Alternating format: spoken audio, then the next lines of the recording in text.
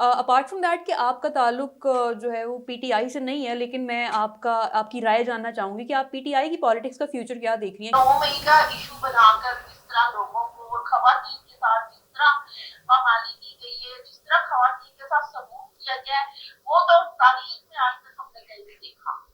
मतलब खवातीन और बच्चों को तो आम माफी देनी चाहिए थी ना, अगर वो किसी चीज में मुलव्वस थी। पाकिस्तान में क्या है, अगर जिसके पास पैसा है वो कानून में जो मर्जी करवा दे, उसको तो कोई पकड़ भी नहीं सकता। और जो गरीब है उसकी तो कभी एफआईआर भी नहीं करती, चाहे वो जहां से मर्जी से हो गया।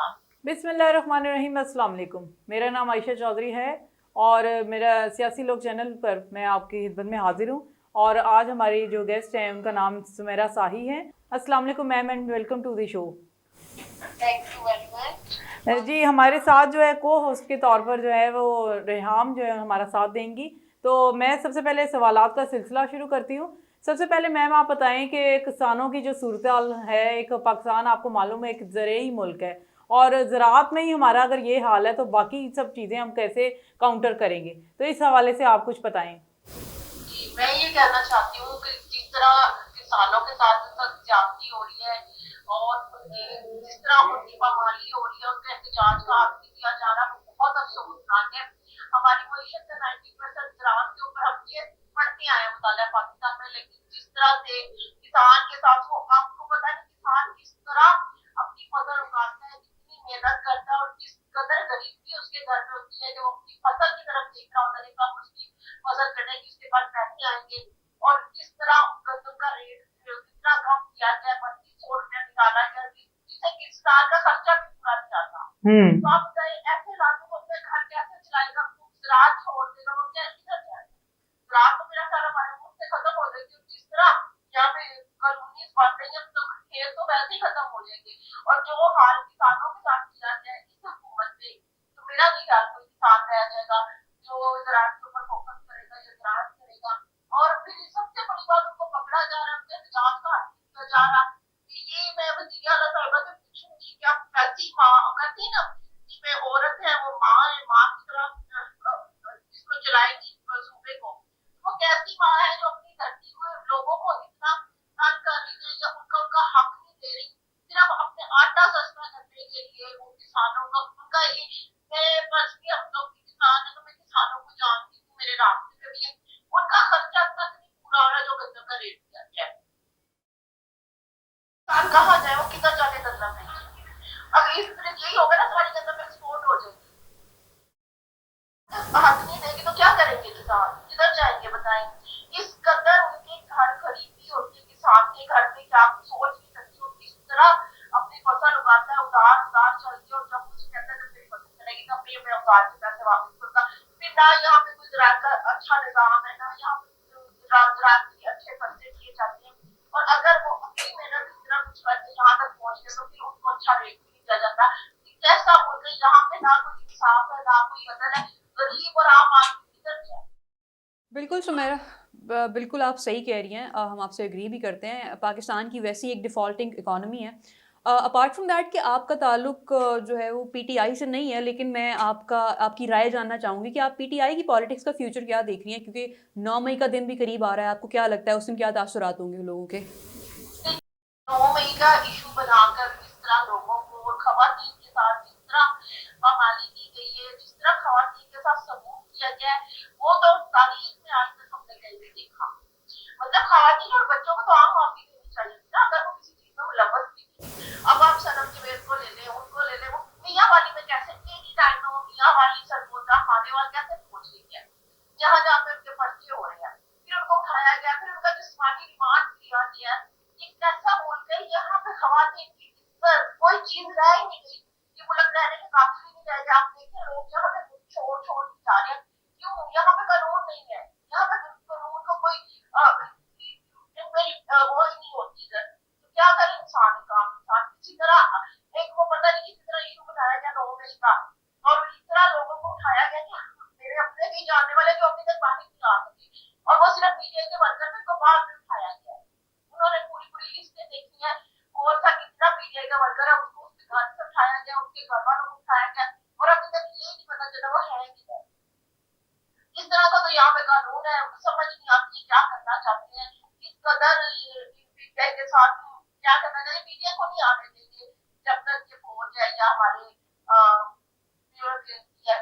यहाँ पे आ सकती जब तक मीडिया की से मुआहदा या सुराग हो।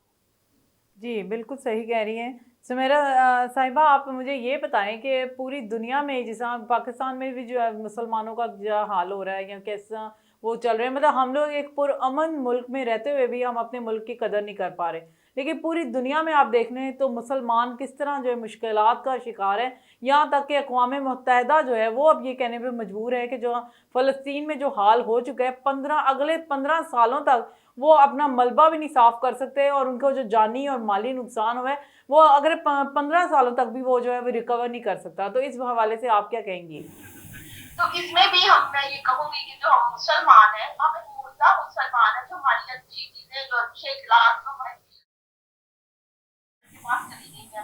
हम सिर्फ नाम के मुसलमान है, सिर्फ हमें कलमा पढ़ा इस वजह से मुसलमान है, ना हमारे अंदर एहसास है, ना हमारे पीछे अमान है, ना हम किसी के बारे में सोचते किसी दूसरे की, सिर्फ हम अपने तक सोचते हैं और हर वक्त हमारे दिल में ये फ्रॉड चल रहा है, किसको कैसे धोखा देना है, कैसे फ्रॉड करना है। हम किस तरह की नेशन बन चुके हैं।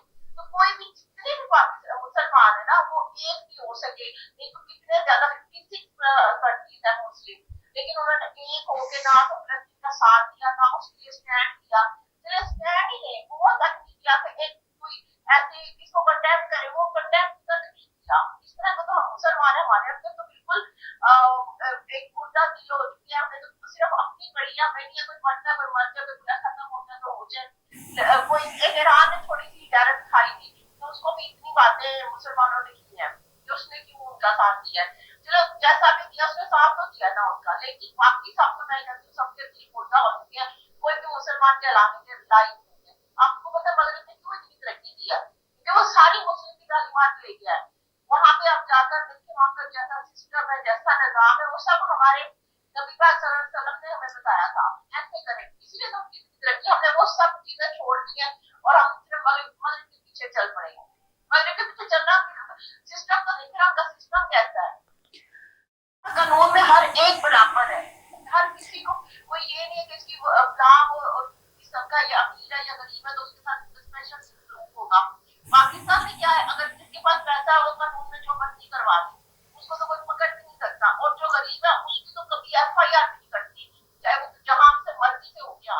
इस तरह से पाकिस्तान में निजाम चल रहा है। सुमेरा, आपने आपने वेस्ट की एग्जांपल दी है कि वहाँ पे काफ़ी चीज़ें जो है वो लॉ के पॉइंट ऑफ व्यू से भी सारा कुछ सॉर्टेड है। अगर आप पाकिस्तान की बात करती हैं तो यहाँ पे तो खुद जजेस इंसाफ मांग रहे हैं। हमें देखने को मिल रहा है कि इट्स नॉट इवन अबाउट कि आप इन्फ्लुएंशियल है या नहीं है, it's more of there is one party that is kind of leading the country in terms of law as well.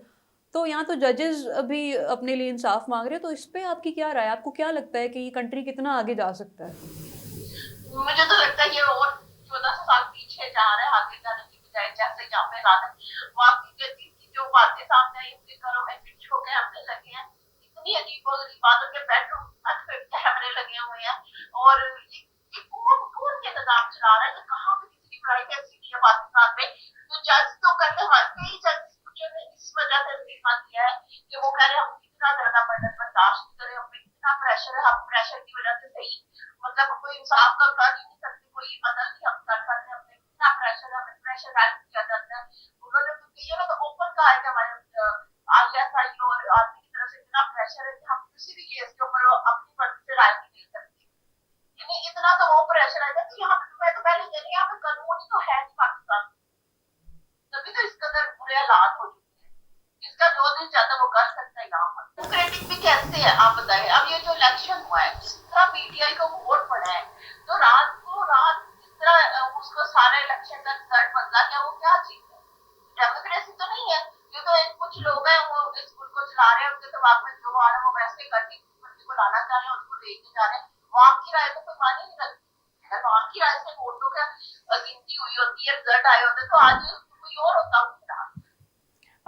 बिल्कुल ये बात सही है, लेकिन आप आजकल देख रही हैं कि अखबारात में भी आ रहा है या वैसे भी हम लोग देख रहे हैं कि माशी तौर पर जो है वो थोड़ी सी बेहतरी ये एज आ जो है वो आप कह लें कि पाकिस्तानी शहरी होने के नाते, या वैसे भी मैं देख रही हूँ कि वो थोड़ी सी जैसा अखबारात की रूह से कि जो बेहतरी आई है माशी तौर पर पाकिस्तान में, इस्तेकाम आया है और स्टॉक मार्केट जो है वो ऊपर गई है। तो क्या ये सारा चीज़ें जो है वाकई में नून लीग के आने की वजह से हुई हैं, या फिर वो जानबूझ के ये करवा रहे हैं ताकि हम अच्छे बनने की कोशिश में जो बन रहे हैं, ये लग रहे हैं। हर चीज बिक गई है, पीआईए बिक गई, एयरपोर्ट बिक गए, ग्वादर बिक गया, रह गया क्या? लेकिन ये तो पीटीआई दौर से ही आप शुरू हो गया हुआ था, इनमें नून लीग का या इसमें कोई निगरान हुकूमत का तो नहीं है।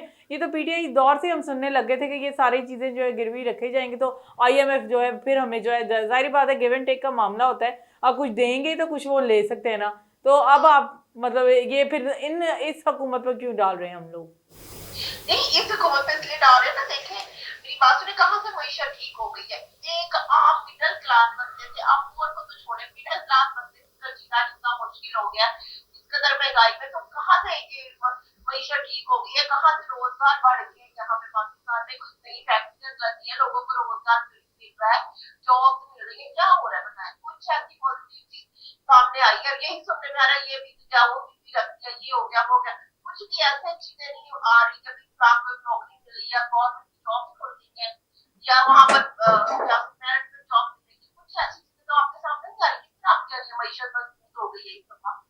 मईशत तो देखें, जब पूरा उन्होंने पूरे एक साल का इमरान खान के दौर में निकाला था, उसमें जो के अंदर वो बहुत ऊपर तक गया हुआ था पाकिस्तान का, और नई फैक्ट्री भी लग रही थी, पुरानी फैक्ट्री को भी काम करने का मौका मिल रहा था, और अब आप देखें तो सारी फैक्ट्री बंद से बंद होती जा रही है। बिल्कुल आप सही कह रही हैं, और इसी के साथ साथ बहुत बहुत शुक्रिया आपके टाइम देने का, और आयशा से मैं रिक्वेस्ट करूँगी कि वो प्रोग्राम को क्लोज़ करें।